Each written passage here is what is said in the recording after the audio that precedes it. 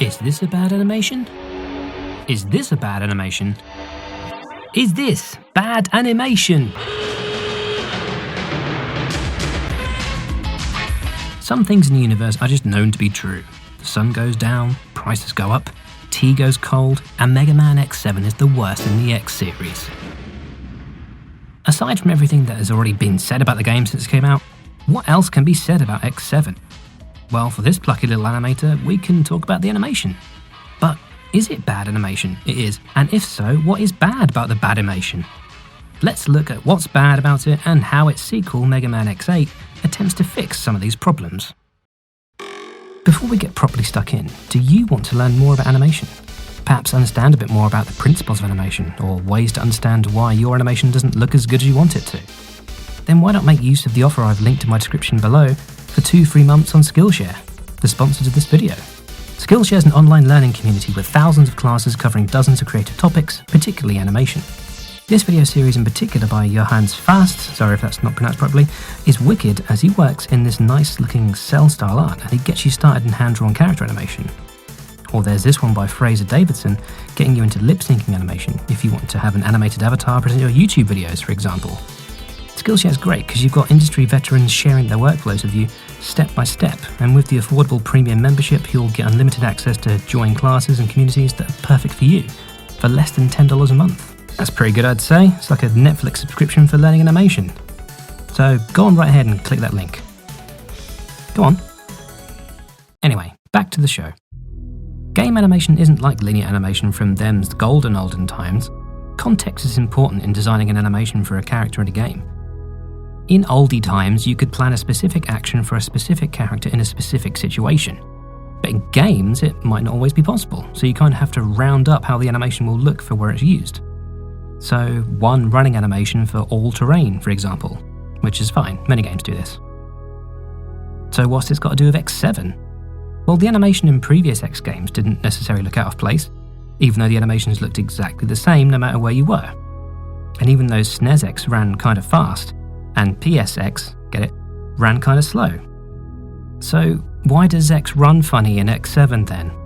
I talk about these all the time, but keyframes are the structure of your animation, and these are dictated by the timing of your piece.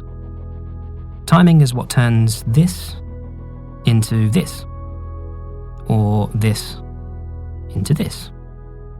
Although some of that is easing as well. Easing is like accelerating when you drive. You wouldn't just be at the speed you need to be when pulling away. And timing, and easing, and arcing, and squash and stretch, and a few other principles actually, as far as I can see, are the main issues in the animations in X7. Let's look at the Runimation, for example. And let's take Zero for a further example. His legs move quicker than his actual horizontal speed seems to show. His feet glide back before his body has started moving forward and gives the appearance that he's running on ice. X8 tries to fix this by slowing that pace right down so that his footsteps match up with his horizontal speed, and it looks more like a jog than an insanely fast, unrealistic run. Though, oddly, they change his hair. It's no longer a floaty ponytail and more like a long, clumpy rope, which reacts more accordingly to each step, but doesn't react as well as it does in X7 when jumping, for example. His hair is gorgeous in X7. However, the result in X8 is a much more satisfying sense of pace, weight, and appeal, which is also improved by some better arcing action on the hands and feet. And get ready to say it with me, everyone, a head bob. Solid, let's call this channel Head Bob Study. The head bob is basically the squash and stretch in a running animation, something which the X7 run lacks. Timing is an issue in other places in X7 too. When you're knocked back from a big attack, you have this really slow recover time. Jumping feels a little weird, I can't really pinpoint as to what exactly. Splash Warfly's retreat into the water doesn't really make much sense. The ride armors move slowly but turn quickly. It's like, yeah, they understand that bigger, heavier things move slowly, but then they're still like, well, it's still a game, you still have to control it and stuff. All conjecture, by the way, I doubt this conversation or thought process ever happened. I don't feel like these are heavy robots.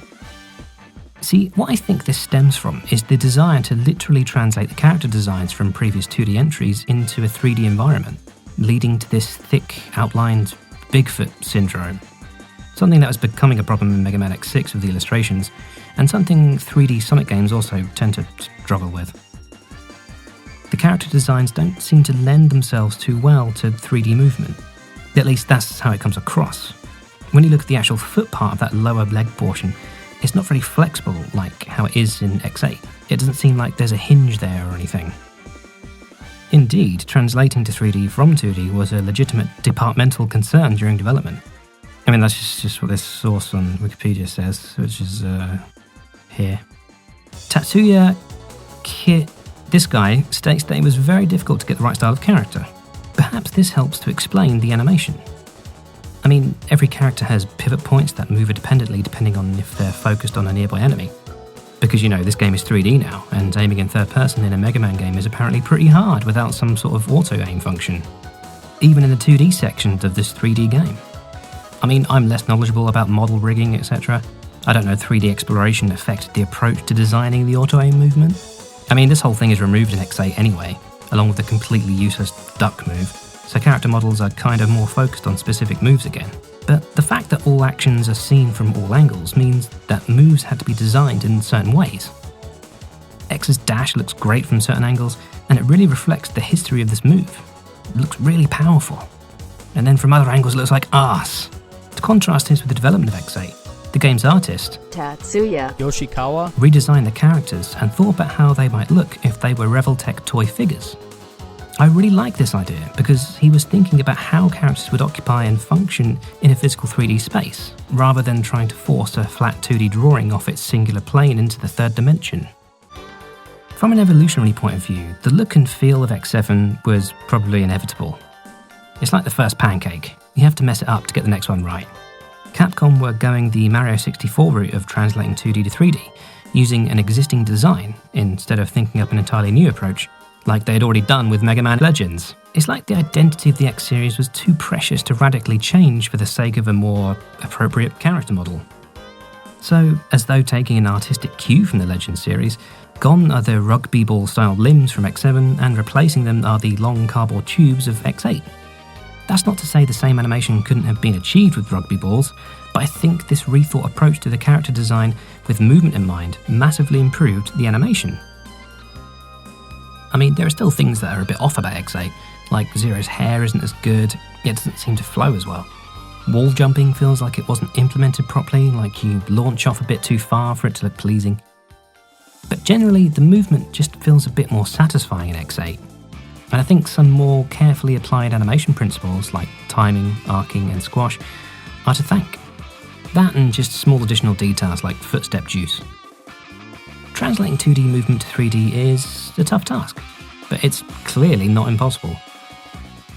The PS1 game Sheepdog and Wolf does a really fantastic job of capturing that classic Chuck Jones timing. In fact, I'd love to study this game in depth in a future episode. The Smash series has done a decent job of translating retro 2D characters into gorgeous 3D models. Now, this clearly isn't me saying the animators are to blame for the reception of Mega Man X7. There's plenty of great animations, like when Soldier Stone Kong makes a huge leap, Zero's gorgeous hair, X's dash looks cool, other things.